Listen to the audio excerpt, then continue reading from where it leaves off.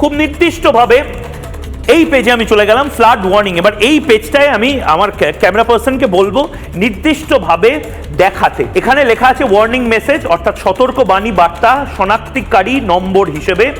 তার পাশে লেখা আছে ওয়াটার রিলিজ মেসেজ, অর্থাৎ জল নিষ্ক্রমণ বার্তা শনাক্তকারী নম্বর হিসেবে।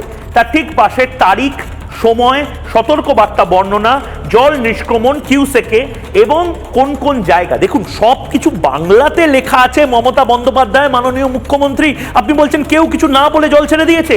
আপনাকে টেলিফোন করে বলা হয়নি হয়তো, কিন্তু আপনার মন্ত্রীরা জানতেন, আপনাদের সদস্যরা ডিবিসির এই যে জয়েন্ট কমিটি সেখানে রয়েছে এবং ওয়েবসাইটে রয়েছে। আপনারা কি কেউ কাজ করেন না?